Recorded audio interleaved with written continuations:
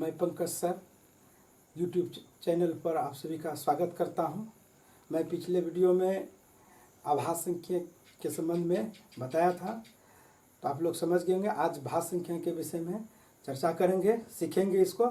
और यदि आप नए हैं तो अगर पिछला वीडियो नहीं देखे हैं तो डिस्क्रिप्शन में लिंक दिया गया है, आप उसको वहां जाकर पिछला वीडियो देख सकते हैं।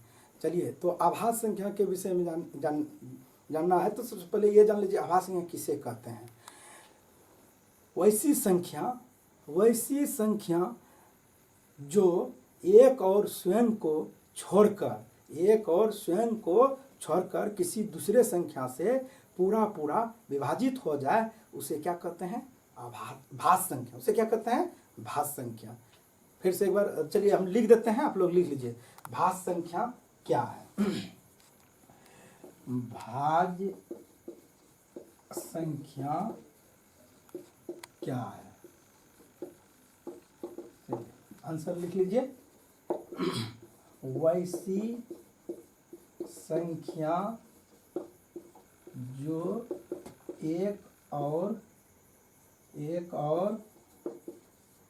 स्वयं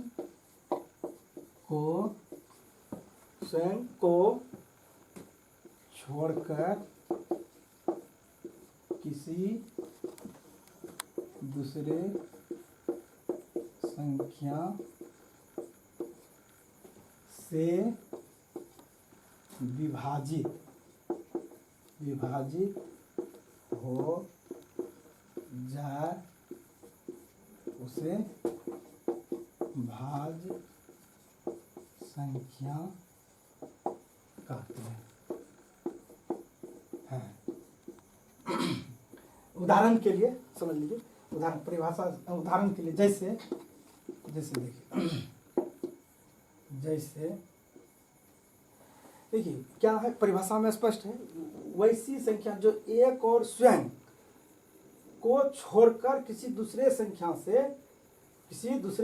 से पूरा विभाजित हो जाए, पूरा विभाजित हो जाए, उसे भाज्य संख्या कहते हैं। ठीक, देखिए एक को तो छोड़िए देना, एक और स्वयं को देखना है। तो चलिए देखते हैं भाज्य संख्या क्या क्या होता है। एक तो एक से ही कटता है। दो देखिए, दो दूसरे से कटेगा, एक और स्वयं को छोड़कर नहीं कटेगा, इसलिए दो भी नहीं होगा भाज्य संख्या। तीन को लीजिए, तीन भी नहीं होगा, एक और तीन को छोड़कर दूसरे किसी से भी नहीं कटता है, किसी से भाग नहीं लगता, इसलिए ये भी भाज्य संख्या नहीं होगा। चार को लीजिए, चार को देखिए, एक से तो विभाजित होता है, चार से भी विभाजित होता है, तो इसका मतलब और दूसरे से चेक करते हैं। अगर दूसरा से पूरा विभाजित, यहाँ लिखा है एक और स्वयं को छोड़कर किसी दूसरे से पूरा विभाजित हो जाए, किसी दूसरे संख्या से तो देखते हैं एक और चार को छोड़कर, तो दो से देखिए भाग दीजिए, दो चार में, तो देखिए पूरा विभाजित हो गया। तो इसका मतलब चार क्या है? भाज्य संख्या। चार क्या है? भाज्य संख्या है। तो क्या आएगा आंसर? जैसे भाज्य संख्या में चार आ गया, उसके बाद क्या आएगा? चार के बाद पाँच, देखिए पाँच नहीं है। उसके बाद क्या आएगा? पाँच नहीं है तो छः, हाँ छः होगा। एक और छः को छोड़कर दूसरे से कटाइए, अगर भाग लग जाएगा तो वो भाज्य संख्या हो जाएगा। हाँ कटता है ना, किससे? और तीन से कट जाता है, दो से भी विभाजित हो जाता है, तो इसका मतलब छः है। तो चार, छः, और बताइए आगे। चार, छः के बाद सात होगा? नहीं होगा, बिल्कुल सही। आठ होगा? हाँ होगा, क्योंकि एक और आठ छोड़कर दूसरे से भी कट जाता है, जैसे चार, तो आठ होगा। उसके बाद बोलिए नौ। नहीं, नौ नहीं होगा। नौ होगा, ठीक बोल रहा है, नौ होगा। कैसे? एक और नौ को छोड़कर किसी दूसरे से अगर विभाजित हो जाए तो वो क्या होगा? भाज्य संख्या। तो देखिए दूसरे से होता है? हाँ होता है, तीन से हो रहा है भाग, तो तीन से भाग लग जाता है, इसलिए ये भी भाज्य संख्या है। नौ भी क्या है? भाज्य संख्या। अब आगे, इससे आगे चलिए। 10, हाँ होगा। 11 नहीं होगा। क्यों नहीं होगा?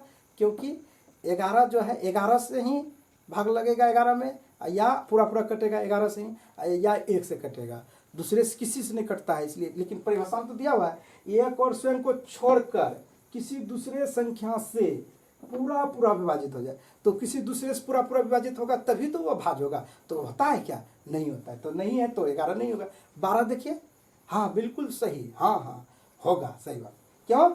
क्योंकि 4 से विभाज्य हो रहा है। ठीक ठीक, 4 से हो रहा है, 3 से हो रहा है, 6 से हो रहा है, किसी दूसरे से तो हो रहा है ना, 1 और 12 को छोड़कर दूसरे से हो रहा है, इसलिए ये क्या है? भाज्य संख्या है। ठीक, 12। और इस प्रकार आप आगे जो है कि बढ़ा सकते हैं। मैं आशा करता हूं कि आप भाज्य संख्या सीख गए होंगे। धन्यवाद।